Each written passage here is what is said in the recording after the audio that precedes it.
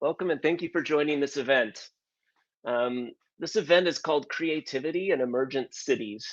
And it's an event that's in support of an urban innovation challenge for emergent cities by Utopia and the World Economic Forum Center for Urban Transformation.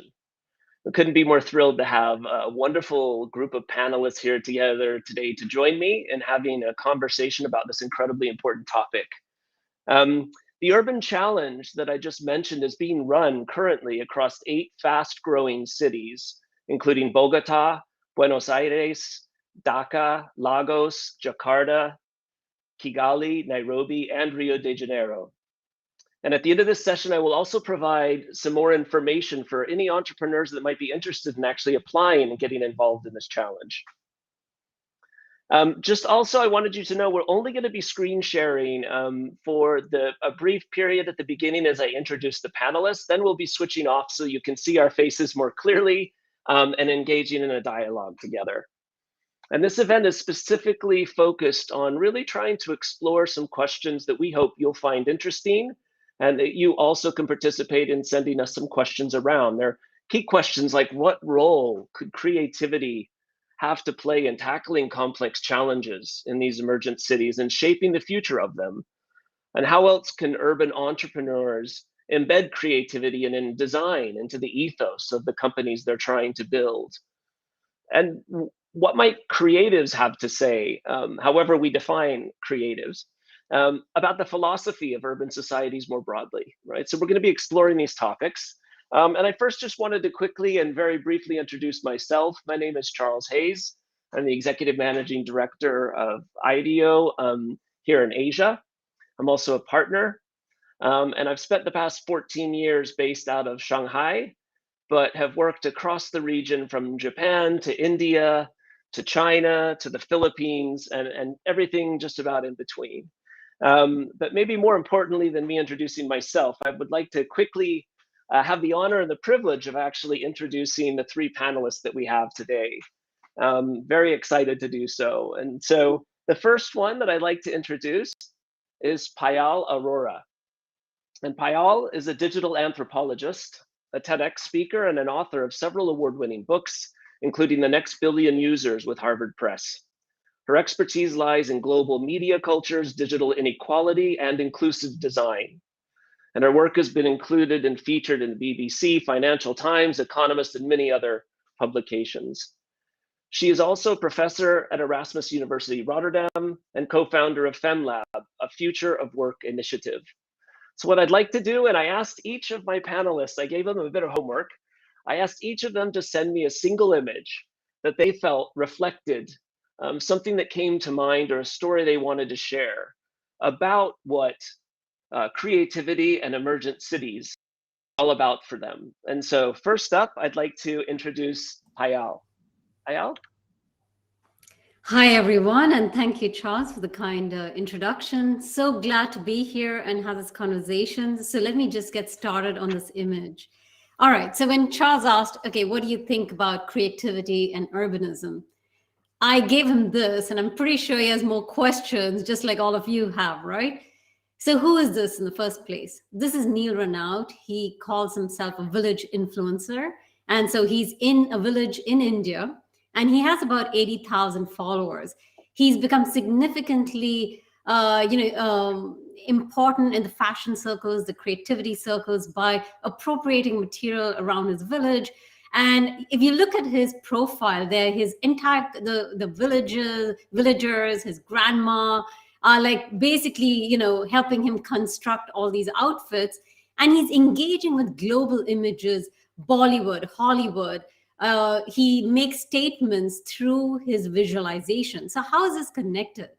Basically, it is about how we picture urbanism. And when we think about design urbanism as something which is not rurality, like it's almost like we are trying to separate the two. And there is a class-based, on implicit sort of understanding of these populations, because when we design, we're designing with and for people.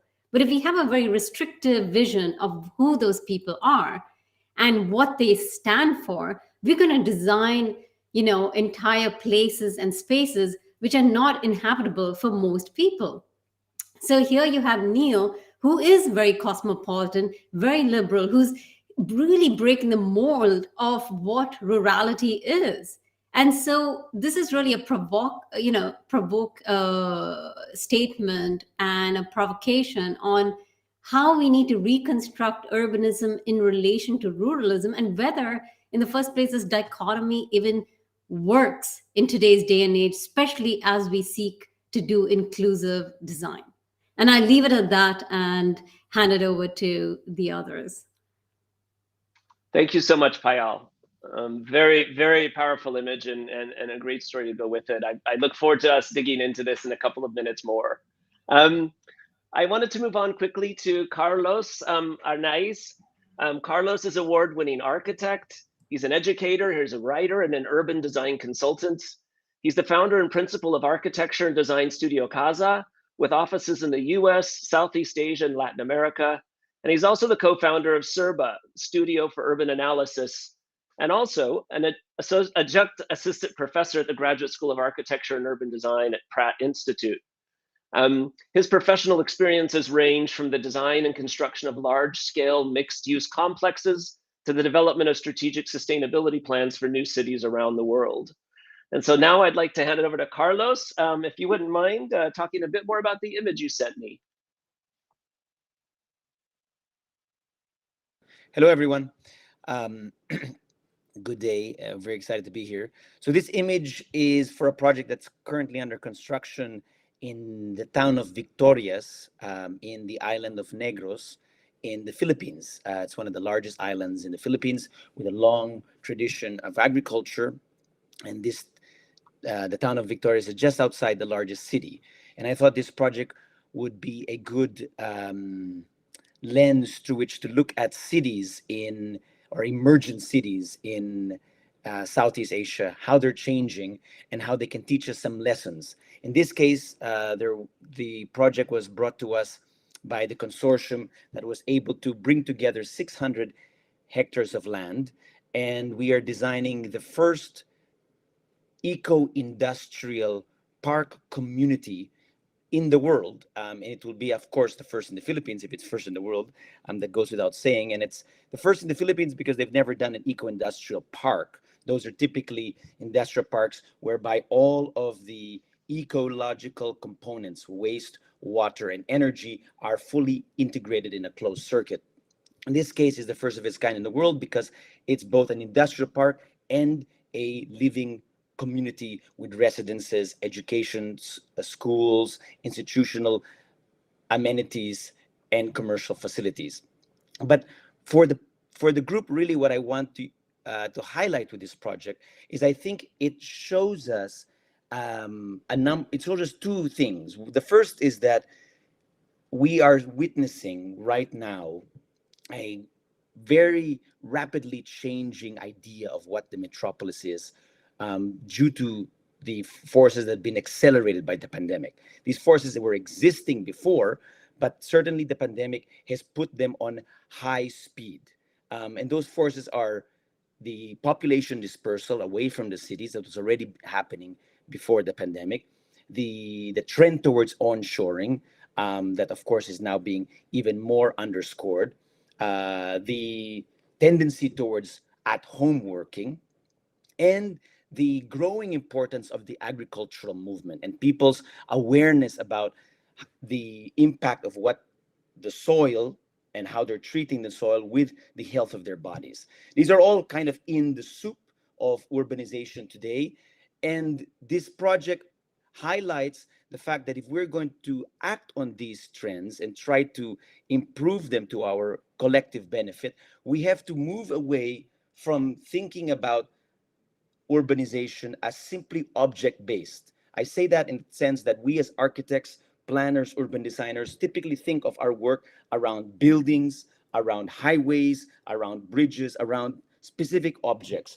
But in fact, those objects really are meaningful because they engage with metabolic processes in the land or on our planet. They change the water, they change the air, they affect the environment, and those are dynamic. And we need to think about the interactions and the way in which they intersect with each other and with the things that are sometimes invisible in our planet, are not necessarily object, but more process informed. I'll stop there. Fantastic. Thank you so much, Carlos. And I do definitely look forward to, we have a whole section that hopefully we'll be able to really dive deeply on better understanding systems. I love this notion of what metabolic system entails, how it works, and the dynamism of it. So thank you. Finally, we have Christina Elias, based in Peru, in Lima. Christina is passionate about getting things done, but differently. She's the CEO of 3, an educational hub that aims to close the digital skills gap, currently achieving 300% year-over-year growth and having impacted over 16,000 professionals in the region. Colectivo 23 is a startup that never stops changing. And over the past 5 years, she's been dedicated to building early to mid-stage ventures focused on achieving rapid growth goals under sustainable models and building high. So Cristina, would you like to share a bit more about the image that you sent me? Yes, of course. Well, well, thank you so much for the invitation. I'm very happy to be here. When you asked for an image, this day immediately came to my mind. This was in 2020. It may seem a strange image when we talk about urbanism and we talk about creativity, but this is actually a group of engineers and also technical assistants for a very large, very traditional firm in Lima, Peru. And the company was struggling to get their team of a more traditional background to start thinking differently and bringing different solutions to the table, because the city was growing rapidly. They had a lot of challenges, and they were always being stuck with the same solutions and not really looking outside of the box. So this was 2020. We had a group of around 10 guys, actually. It was all men. And we were with them for about 4 hours, and we had to create certain dynamics to start getting them to think differently. We actually made them play with tennis balls. And when I was thinking about what creativity, what urbanism means, I immediately remembered this group. We think of design of looking a certain way, or of creativity looking a certain way, or even urban environments looking a certain way. But this group of men who all came together like 8 o'clock in the morning on a Thursday morning in 2020 left starting to question the way they were doing things. And I think a lot of the basis of creativity and urbanism is based on changing mindsets, and our changing cities, growing populations really require changing mindsets, right? And having professionals who think differently, who look at problems differently, and start to challenge sort of the more traditional way of solving problems. So yeah, I immediately remembered this day, and I remembered what it was like to work with this team. It was very gratifying. But yes, thank you. Excellent. Okay, as I promised, I'm going to stop sharing screen. And now you can see all 4 of us there together. And this is the format that we're going to stay on now. Thank you so much for sharing those images. I hope that it gives everyone a little bit of a flavor, as to where everyone's coming from, and how they're kind of interpreting some of the topics that we hope to get into. And before I kick things off into some maybe higher degree of specificity, one of the things that I found interesting in some of the conversations I've had with my colleagues here and others is just in the language that we use around trying to describe differences and similarities between how economies are developing, what this notion of modernity is, and what a modern or an urban city looks like, and how it should grow and develop. And I like Utopia's framing of emergent cities. It's suggestive of a dynamism and a fast-growing and quick-paced change. But I also had a conversation recently with Payal, with you, which also I found really interesting and helpful in many ways, in the term that you used to also describe some of these emergent cities, the geographies I mentioned. And you referred to you referred to this term of the global South, and I was curious to know a bit more, if you could explain to our audience here what that term means to you, and why for you that at least at the moment feels like possibly a useful construct in which to refer to many of these places. Yeah, sure. So, emergent as a term came and got inspired by emerging markets. And that term was coined by Wall Street to make so-called developing countries sexy again for people to invest in, right? So the legacy of post-colonialism had a sort of a hierarchy of the developed and the developing, the first, second, third world, demarcating geographies into certain regions with certain intrinsic aptitudes. And tradition was a barrier, modernity was aspirational, and the ideal type, which is a developed Western country, is the West, right? Like US, Europe. And everybody should become like them. This idea of ultimately the developing will become developed, right? So the global South is a real pushback on that. And while indeed emerging markets, and thereby borrowing from that comes the emergent, discourse, it still is trying hard to, create a sort of reductionism of it has to be economically viable, because very closely tied to the legacy and etymology of that term. So global South is much more encompassing of beyond the economics of it. It's about also the flows. It doesn't not necessarily flow from the West to the rest. Actually, like Carlos is bringing up, like the pioneering new designs can be the reverse, actually. Same for what Christina is talking about.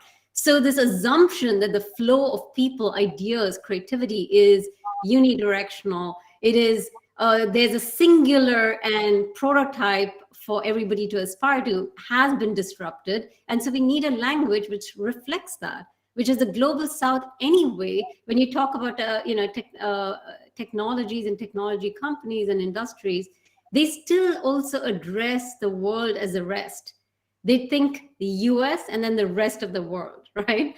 So we are also countering a very dominant force even right now when we sort of exercise this kind of language and say, no, these regions, are untethered from the West, Anglo-Saxon imaginary and design aspirations, and have their own ecosystems and, momentum and dynamism, which needs to be attended to for itself. And maybe even the West will get a good idea or so from that, right? So that's the logic, right? Yeah, thank you so much for that. That does spark quite a few thoughts. I mean, I know that even Cristina, in some of the conversations that we've had about the work you're doing in Latin America and extrapolating into actually even places, Carlos, like the Philippines, and there are a lot actually. There's a lot to be learned between what you are solving for in the digital skills gap in Peru and in the rest of Latin America, and what workforces all over the world are trying to solve for, right? And this perfectly valid point that Payal's making, that the solutions that we all need under such extreme constraints could come from anywhere and in any group, is really something that I think more of us should quite possibly think deeply about. So thank you for that. I want to quickly dive into, I guess, maybe a little bit selfishly, because I'm from IDEO. IDEO advocates and tries to champion for taking a very human-centered lens to many things, right? A human-centered lens to solutions and design.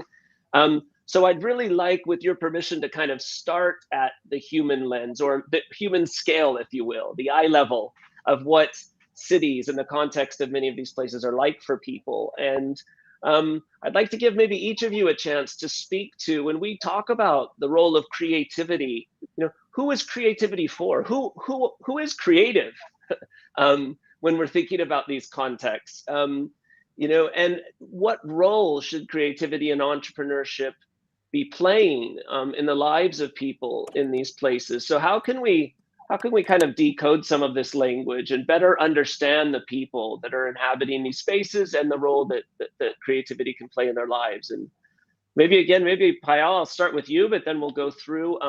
Each of you have really interesting parts of the world and perspectives and research that you've been doing in this. Yeah, wonderful. Actually, so of course, being a digital anthropologist, I'm very much in alignment with IDEO's approach. So it's always about co-design, empathetic design, and inclusive design. But that means that when we think about the creative professional, a typical image comes to mind is middle class, Gen Z. So it's all about youth. So there's youth centricism, there's a class centricism. The default is educated, and it's all about catering to that, which is a tiny sliver of the population, right? And then you think in more national levels. If you think about, the classic, infamous quote by Carly Fiorina that says, like, "Oh, the Chinese can't innovate, right? They're not terribly imaginative or entrepreneurial," as in one of the interviews, writing off entire nations, which, say the legacy of India and China has had to make a lot of effort to counter the narrative of imitative nations and not creative nations. So I think there's obviously, one needs to start with the idea is, what are our biases on what we value as creative versus what is really creative in terms of people, ideas, and places. And it's the everyday creativity that makes a place. For example, if you look at what's happening in Mexico and the high rate of femicides that took place, right? Especially it increased by 10 to 20% after the pandemic. The way they take to public space, for instance, is through public murals, the revival of Mexican public murals to re-energize the narrative of that this is an issue for everybody, and this needs to be a public issue. It's not a woman's issue. So you see public murals taking the streets in Mexico cities, or for example, commuter cultures. Going back to my example of the rural and urban, there's a real double standard. For example, if an IT park, or gated community called Florida, or Paris, which is, as very typical in India, you can visit Miami. Florida is just a recreation of a beautiful gated community in a rural space, but it gets recalibrated as a new form of urbanism in the very futuristic. But it is also upheld by millions of people who are commuting from tier 2 and tier 3 towns, practically residing in the same areas, but they are not part of the imaginary, even though they're the majority. They're the marginalized majority, which is the laborers, the aspirational youth who are living outside of the city, as we call it, but they're very much part of the fabric because they are the future. They are the bulk of the population. They're the majority of the population. And they are shaping it literally through their labor, but also through their imagination and taking to mobile phones with their ideas of how they can engage with these spaces. And they're carving these spaces for themselves. And then, like, last point before I hand it out is that, it's also about, problem solving, right? In terms of when we think about creativity and the way in which we navigate a space. So at FemLab, the organization I founded just before the pandemic, we were looking at how people were moving through these spaces, especially women, because there's a legacy of women being excluded from public space because of patriarchal norms, dominating the global South. And one of the key reasons was that also there's no public toilets for females. And usually, so that's a huge issue, but it's also inclusive in a sense that it's not just for women. Public toilets are good for everybody. So when you start with marginalized majority at the center and you start to understand problem solving, then you actually will benefit a wider group than the one you intended, and it will become a much more equitable space. So it has to start. I mean, another movement that started was a right to sit campaign in Kerala, which is something as basic as people who are employed on the street vendors, etc., or shopkeepers. They're supposed to stand to greet clients, but they can't sit. They're not allowed to sit. So they're standing for 10 hours a day.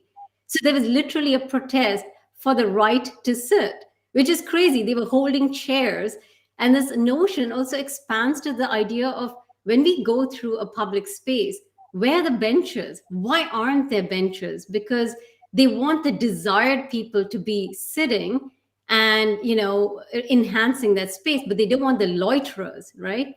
Which goes back into the history of Central Park, actually, and other kinds of urban parks, where certain kind of people going through a park was considered as strolling if you're upper class, but you were loitering if you were lower class, or you're a refugee or a migrant. So there's different kinds of language, there's different kinds of framings for the same kind of phenomena. And until we address that, we will pretty much be designing for a tiny sliver of the world's population, which is not scalable and definitely not equitable. So yeah, I'll stop there. Thank you. Thank you. I was wondering, maybe Carlos, if you have some thoughts. I mean, we've also talked about this blending of the rural and the urban. You've talked a lot about the kind of eclecticism of culture, history, identity in Southeast Asia, in places that you've done work. In your image that you shared, you're having to take into consideration a whole host of different kinds of inhabitants and people that work and live and have to interact in these spaces. What's your take on what Payal has shared? I'm fascinated by all the examples and the diversity of the approaches by the two panelists, and I am very inspired. I would start by saying that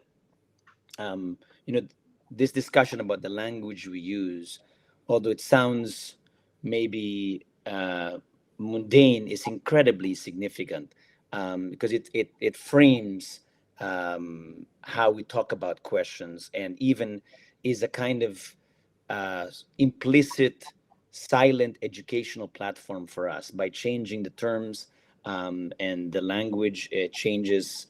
As in the example with Peru, it also changes our mindset. That approach. I think, I was thinking about this over the weekend in preparation for this talk, and as I was thinking about it, I read this article about scientists who have made major breakthroughs into understanding how cells work. And it sounds like it has nothing to do with what we're talking about, but there was a phrase in the discussion whereby the scientists were talking about how they realized that what they're doing as cell designers is establishing conditions for things to happen. And I thought to myself, maybe that's the way we should be thinking about our work, as establishing the conditions, sort of platforms for other people to come and code their own behavior, sort of like what Payal was talking about of co-design, but co-design specifically as, we do something almost like the surrealist with that exquisite cadaver. You do one part and then you pass on the piece of paper and someone else does another part. And then you unfold the whole thing and you realize that there's this very large, absolutely complicated, beautiful drawing that you would have never been able to do by yourself. So I think that general approach is something that as a designer working on physical interventions in cities, in our landscape, I think is very important to keep in mind. And to be more specific, I think with the project that we were working on, I'm thinking about certain strategies that we tried to develop. One was to understand that we need to leverage the geography, the local geography, and design networks that are scalable. We typically think of geography as having only, one particular scale, the scale that you might see on a map. But the notion of geography can have various scales that come down to the human, come down to the level of psychology. The other thing we very much wanted to do is ask ourselves the question: how do we assert regional character in a place? And I think one of the things we wanted to do was to develop strategies to monetize preservation. We typically want to monetize growth as a strategy, but we felt that it was perhaps important to monetize a way of preserving certain cultural traits, certain cultural values. So these are just ideas that came to mind specifically with the project that I showed. I'll stop there. Yeah, great. Thank you. And maybe if I could segue into, Cristina, again, going back to both what both Payal and Carlos have mentioned in some of our conversations, I think you've noted that I keep coming back to this idea of how, what is the role of the entrepreneur in this equation, right? So, when things aren't quite working the way they should, or when things are too slow, maybe in the public sector to resolve some of these challenges, how might that kind of entrepreneurial thinking intervene, or what opportunities does it afford for entrepreneurs to come in and actually solve some of these big challenges and connect people? So maybe you could share a little bit more about what you're learning through your work at Colectivo and how it's trying to address a significant skills gap in Latin America, and how that's going. Yeah, well, I think to answer that question, the opportunities are endless. I think when we face gaps or deficits, that's exactly where the opportunity opens up to create something new, to create a solution. In Latin America, there are a lot of examples of how public sector deficits have been sort of filled by entrepreneurs, and even not the typical entrepreneur we think about. Like, it's not a Silicon Valley person. It sometimes is micro entrepreneurs that find solutions and create even industries. And I can tell you a little bit about that in a moment. But there's something I do want to mention, listening to Payal and to Carlos, that I wanted to add, which is it's very important when we talk about emergent cities and creativity, that we do have this sort of local/regional look, and this also affects education. One of the things we learned in Colectivo is that education, especially for professionals or for adults, is very standardized in Latin America. So a lot of the examples that you're given of how to grow a business, or how to work on your marketing, how to work on your admin side, are brought from examples that are very global. And a lot of times people are like, okay, but how do I make what Facebook did work in, I don't know, Bolivia, right? Like how do I bring that here? And one of the big things we learned is that there's a huge opportunity. It's what we've been doing, to create local and regional case studies. And that helps people bring inspiration. So not just from the global level, but also the regional and local level of how they can be inspired by more close case studies in order to solve their problems. So I think entrepreneurs, if they have the right mindset where they see a gap, they'll try to fill it. I don't know if I can give a quick example, but for example, in Lima, we have a district. It's one of the largest districts, 500,000 people. It's poor, it's fast growing. And because it's fast growing, it's been growing up towards the hills. And the garbage collection service that is led obviously by the government did not work towards the upper part of the district. So what ended up happening is, if you go to this district today, there's an entire parallel market and of businesses that are now private garbage collectors. So again, it's not just the typical entrepreneur that we're looking at. It's also these micro entrepreneurs that see these opportunities, and again, through very quick thinking, through creative thinking, say, hey, I can fill that gap.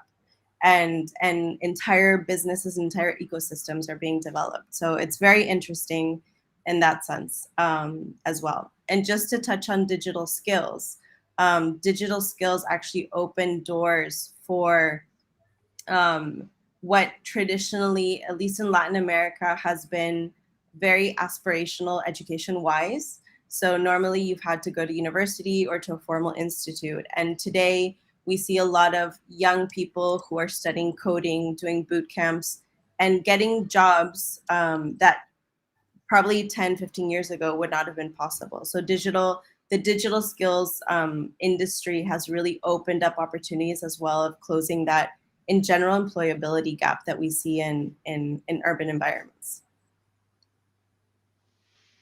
That's great. And what I really like about what you just shared is that the examples and the references they're using to develop these skills are at a local and regional level. So it isn't, again, it goes back to this not simply benchmarking maybe, the West or a certain kind of standard that has been defined elsewhere, but actually recognizing that the relevance comes from a deeper understanding and appreciation for what's going on in these communities, in these ecosystems, to find impact. I also like this idea of the kind of the hyper-local or the micro entrepreneur, right? And solving very specific, challenges. And I wonder if that, Carlos, is connected to that image again that you shared, and you referenced this notion of metabolic systems. And I'm just curious, like, if you could share a bit more of, is part of what Cristina described of an almost organic emergence of certain kind of micro entrepreneurs to find gaps and needs that they're solving for, and how it connects to the wider systems of something like garbage collection in the city or other systems. Can you share more about what you mean by metabolic systems and how that might be something that we can all learn from? Yeah, actually, the story of the community with the garbage is a perfect metabolic example, because the community grows and the community has outflows, outflows in the form of waste, in the form of how they probably need to tap water wells, especially in a city like Lima that's a desert, and then how they might be accessing energy, whether it's legally or not, and whether how is that impacting the grid or not the grid. And so those are ways in which a city is producing metabolic flows. And those metabolic flows are obviously changing based on scale, geography, on density, on a lot of the terms that we fully understand as, let's say, as designers of urban spaces. But yet, I would say our traditional approach towards city making has typically been driven by a top-down kind of rationalist approach. If you look at fly over a city, almost any city in the world, we have these wonderful grids, and the grids are sort of this embodiment of pure logic, where everything sort of fits in a particular place, and there's this wonderful zoning map, and the colors are referring to what goes where. But I think the reality of metabolic flows, or the way in which you look at cities, emergent cities, through a metabolic flow lens, makes you realize there are many processes that we don't really see in that gridded approach, and that start to leach out, literally, if not figuratively, leaching out from the blocks of the grid. And there's enormous opportunity towards customizing technologies, both big and small, macro, meso, and micro, that are focused on flows. This is really, really interesting, whether we're talking about a toilet, or we're talking about a way to compost, or we're talking about a new kind of HVAC, heating, ventilation, air conditioning system. These can be quite intimate, in the sense of having an intimate relationship to your domestic environment, but also quite scalable as an entrepreneurial idea, in the sense that they will impact millions, if not billions, in the world, because of the way in which emergent cities are really having a deep effect on kind of the pre-existing metabolic flows of our planet before urbanization at the scale that we're witnessing. Yeah, I also think of flows in the context of metabolic flows in the context of the movement of people, right? And the interconnectedness of how people move through environments. And I'm wondering, Payal, we've talked about this before, but any reactions to how Carlos is describing this kind of metabolism of a city, and how it relates to the inhabitants and people and interactions they may have? No, I mean, of course, I agree about the sort of ecosystem design thinking approach, where we're not just thinking about the products or the end goal, but the process itself, right? And I think maybe a step back is there's so much push in thinking about interconnectedness, and there's less emphasis on how we design for deliberate disconnectedness. because there's a lot of, euphoria that, yes, of course, designers are all about interconnecting people, places, but of certain kinds and certain types. But that goes hand in hand with ensuring, whether it's the urban-rural so-called divide, or it's, for example, the way in which, transport, the mobility is organized through a city, which, areas have less routes, less stops, usually tend to be less desirable areas, which ones are much more frequented, the way in which Google Maps, tags certain stores as artisanal stores must go, so where tourists flow, right? So all this is architected to just as much do a deliberate and systemic disconnectedness of certain kinds of people and places, as much as interconnectedness. And this goes to the term itself. When you think about emergent cities and emergent systems, it literally describes itself as that it's more like ad hoc, right, and spontaneous, and very much like what Cristina was also talking about, these micro entrepreneurs of plugging in the gap. In India, we call it jugaad, innovation, right? And it's basically hacking your way when the rules of the game are stacked against you, but the little loopholes which you find as opportunities. But there's also already a condescension with this term of emergent as something which is unplanned, like disorganized, like spontaneous, almost like raw, like cultural, like the tribalism. And actually, on the contrary, informal economies are the dominant type of economy in the world, and they've been around for decades, and they may not be obvious to design planners, but there is a system behind it, because they've lasted far longer than any of these new designs that we're coming up with today. So there needs to be a recalibration of the respect for why these systems continue remaining there, what keeps it alive, and who is keeping it alive, right? And then we can have a much more honest conversation on how we can proceed to create a sort of, much more holistic, design-centered, approach to these systems. Can I just pick up on two of those points? Please go ahead, Carlos. I love the term deliberate disconnectedness, because I think so much of our profession is built on the sort of hyper dream of seamless connections, and these sort of models of the smart city as being allowing you to travel anywhere and move anywhere. But there's also a kind of dystopia associated with that. But I think the reality of there being so many gaps between any urbanizing system, and that part of what we,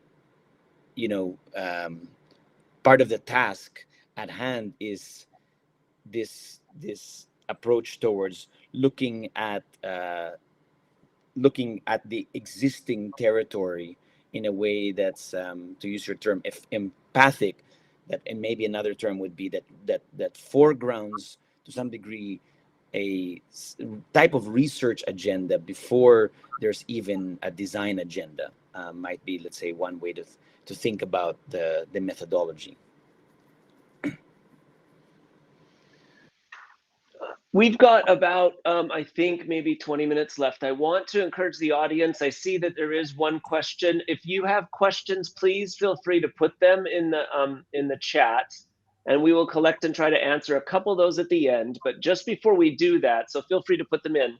But just before we do that, I wanted to maybe ask each of you, one of the important components of this urban challenge is really geared toward entrepreneurs, right? And to look at how creativity can inform their own process, inspire them. And I could think of examples all of you have shared either in previous talks, conversations that I've had with you, examples of work you've done where you are identifying or spotlighting opportunity, right? Opportunity to solve needs, opportunity to connect things that aren't connected, opportunity to disconnect things in some cases. Payal, I think a lot about the way you've been able to help people understand that when you put technology into, underprivileged people's hands, they don't, they don't just use it for bare necessity kind of living, but there's this rich and dynamic and voracious consumer there wanting to consume entertainment and media just like everyone else in the world, that comes to mind. Carlos, you've talked about in our conversation some of the micro enterprises around the intersection of health and economics and urban development that you are seeing and trying to stimulate. And then there's this massive digital skills gap in Latin America, Cristina, that I can imagine you're teaching people every day how to think differently about their own personal success and growth in their jobs, how to maybe even start their own digital products and services. I'm just wondering if any of you would like to share, whether it's a message to those entrepreneurs that are out there in these places, or maybe future entrepreneurs that don't even know that they've got it in them, but how would you encourage them to think about the roles they can play, the kinds of opportunities that exist, and why people should be looking at these and be so excited to kind of pursue or explore this? And anyone who wants to share anything, I'd love to hear more about any of those. Maybe I can start. I'm like an entrepreneur myself, so I think the first thing I would say is that when we look at emergent cities, we are faced with amazing problems that have really amazing creative solutions, but will not probably be fixed in stone. So I think the one thing I would say to entrepreneurs is that, and I think it's a typical thing that most entrepreneurs say, like, fall in love with the problem, don't fall in love with the solution. Because the truth is, especially in dynamic places, at least I'm always going back to Latin America, that are changing so quickly. I mean, today in Latin America, the highest valued bank is a bank that's 100% digital and was started in 2013. Had we talked about this 10 years ago, there's no way we would have thought that was going to happen. So there's a lot of change. And I think that it's very important to really pinpoint the problem that you want to attack in a way, and then just listen and pivot until you find a solution or a series of solutions that really get to the objective that you're looking for. I think that's the main thing I would say. And also look at your team, right? So who are those team members that you need in order to onboard these problems? What skills do you need for them to have, especially if it's going to be a digital solution, to make sure that you find that talent that you need? I think that's so important when you're starting out, especially, and you want to go into a program like the one in Utopia. Thank you, Cristina. Yeah, maybe I can chime in here. With entrepreneurship, I think one of the key sort of directions we tend to go in is that it is individual centric. And so if we really want to design in an entrepreneurial way, we need to already recognize that we're not designing as an individual and for an individual. We're designing as a collective and for a collective. So for example, if you want to really understand how urban renewal from a neighborhood perspective is, you need to get the neighborhood mobilized, activated, and there's strategies. And because you can design the most beautiful space and idea, but it is sustained by the community who's living there, who's engaging with it, who's traveling through it. And so if they are not invested in that idea, which is co-owned, it's not going to last. You'll have a beautiful fictional space and an idea. So it has to be decentered from the individual to the collective. The other is we've got to stop compartmentalizing, whether it is areas of work and play. I mean, some of the most classic disasters are Brasilia and Chandigarh, right? Like when I visited Brasilia, I was really absolutely shocked by that. They celebrated this idea that human beings will like to live in extremely compartmentalized ways. So we had to even cross a highway to go to a restaurant from our hotel, which was really because everybody had to travel by car, right? And the other aspect is in terms of compartmentalization is it's obviously we need to put class at the center. We're so focused on identity, yes, but it's also intersecting with class and gender. And we need to take a feminist approach because I was in South Africa just at the time of the water crisis, and I was doing work there, and they had this geo-mapping of the water crisis, and there were areas like Stellenbosch and etc. that had entire pools still filled, whereas the other areas of townships where people were literally, there were apps to track how much water people were having per day. So there was an extraordinary inequality which was visually mapped to create, obviously, deep anger amongst populations, and it leads to instability in areas, and the breaking of urban design because it's not actually working the way it's supposed to intended to work.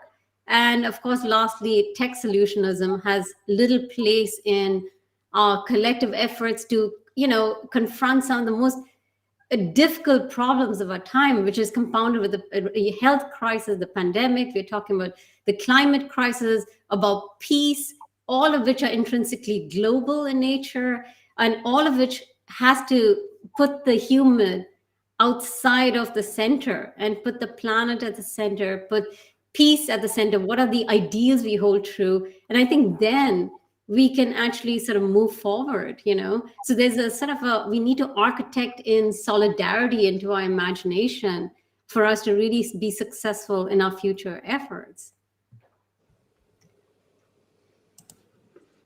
Oh, wow, Payal, I feel like that was a call to me, architect in solidarity. That's going to be my mantra for the next 10 years. But the question, Charles, that you asked about entrepreneurship is a curious one, because we typically are brought in by people who want to foster more entrepreneurship, either in a city or a town or a district or a building.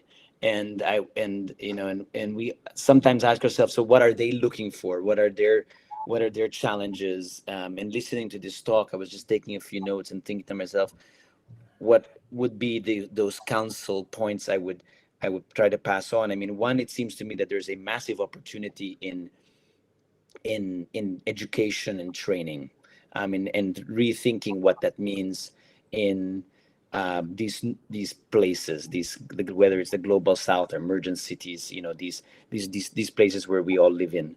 The next one would be, I think that we typically think that we operate in an industry, whether it's health or whether it's agriculture or whether it's tech, and I think that there's a lot of opportunity in interaction between adjacent industries when we're working, and that to me seems to be those overlaps seem to be very exciting from an entrepreneurial point of view. And maybe the last one, just going back to this notion of metabolic, is that I feel that there are socio-economic benefits in thinking about the outputs that we as urban citizens produce. And someone in the Adhish Gurung asks, how can we start measuring those flows, those metabolic flows? And really, there are so many ways. I mean, right now, the accessibility to cheap and easy to use monitoring systems, whether it's looking at the quality of air or the quality of water or the quality of soil. I mean, these are, and to some degree, there's almost too much data. And now the question is, what do you do with that? I think when you're looking at metabolic outputs, question is, how do you connect the dots between what's happening in the water? For example, cities that are looking at sewage in order to try to track the virus. That's literally a way of thinking about our metabolic output as related to health. And there, I did notice, and as we get closer to time, thank you all for that. I did notice another question that I wanted to make sure that we answered in here, which can be to any of you, but how can or should cities incorporate environmental equity into their planning for ecosystem? I know that's one, Carlos, you're quite passionate about, but I think all of you might have. This is a very interesting topic, and it's it sounds simple. It sounds like we should just say we write write the right codes or pass the right legislation. But it's not that simple. First of all, we don't even know what the right legislation is, because how we even measure the environmental output, let's say, of a building has changed in the last 10 years. We used to think it was simply about the amount of energy that a building produces. So is it carbon neutral, right? But we're realizing there's actually so much more carbon that's produced by the building materials. So we have to rethink the way in which we measure the impact of a building based on its carbon life cycle. And so that's obviously, to some degree, a very bureaucratic way of answering the question. But I think the question is really more about equity, because environmental equity also is very different if you're talking about a fancy new office building in a brand new, gleaming office park, and some of these informal communities, and what can environmental equity be in these different sites. And frankly, I think it sounds like I'm going to dodge the question by saying that I think this is where so much intellectual capital needs to be invested in terms of thinking about these different planning approaches. And I hate, planning also sounds very dinosaur-like, very top-down. But unfortunately, sometimes a lot of this does emerge from a top-down approach, whether there's city governments that's saying, well, we want to rewrite the code. There have been great examples, around the world of enlightened city governments that have taken a much more, a much more tailored approach to environmental equity. I think we need something that is trying to fortify the existing community chains, while at the same time understanding how metabolic output affects our new emerging Anthropocene, to use that term. But I'll stop there. Yeah, I mean, I'd like to add to that is that, when we think about, equity, environmental equity, it's an extremely important subject. And like I said, we need to focus on the marginalized majority, because we know for a fact that the climate crisis is disproportionately impacting the majority of the low income, most precarious communities in the world who happen to live in the global south.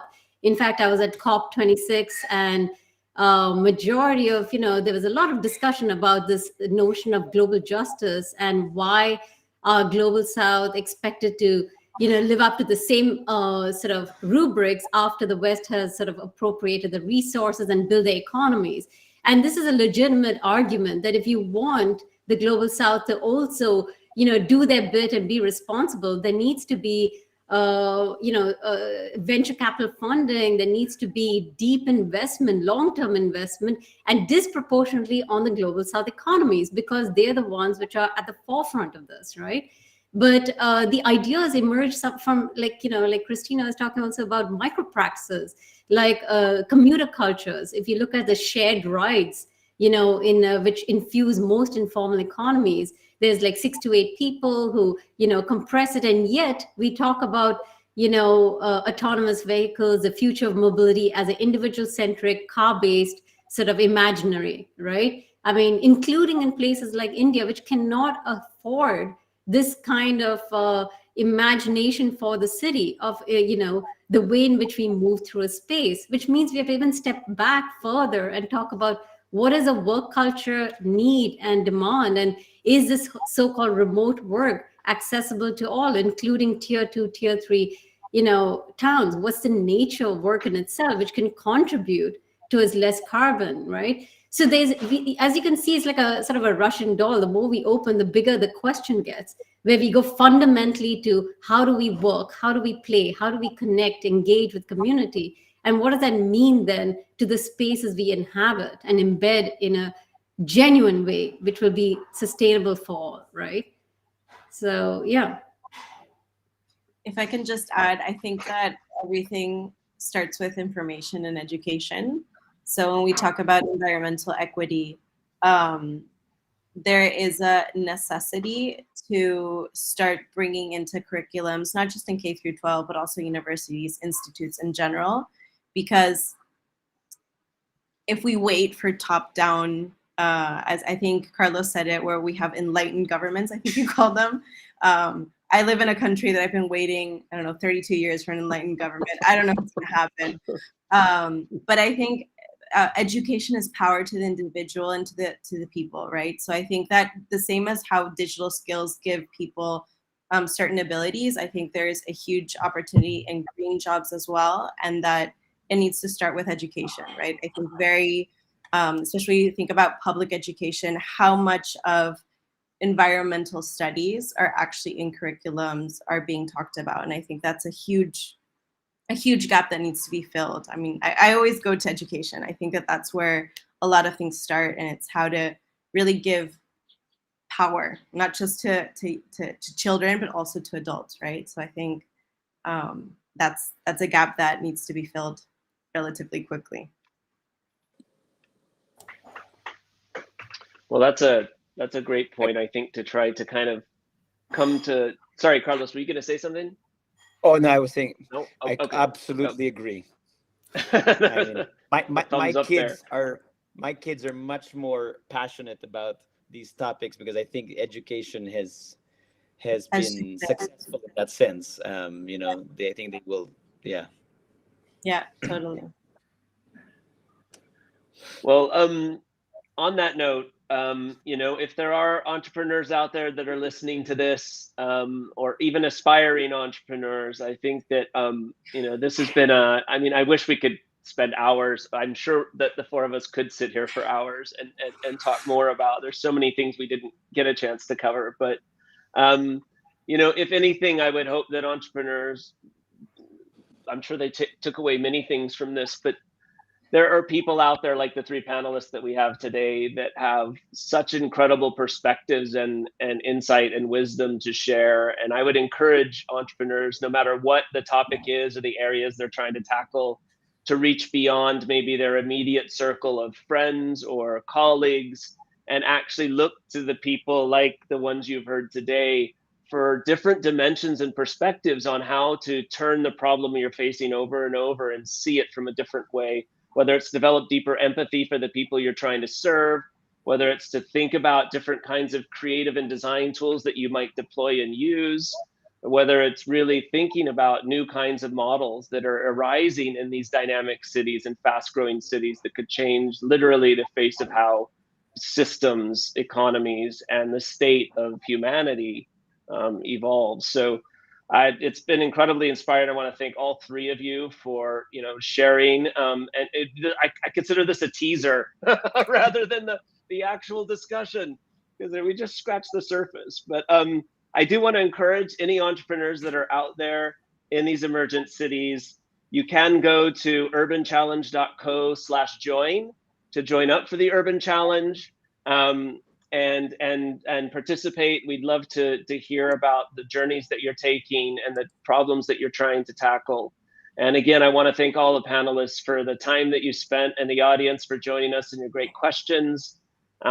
Wishing you all the best. Please stay safe. And I do hope that we can do this again soon.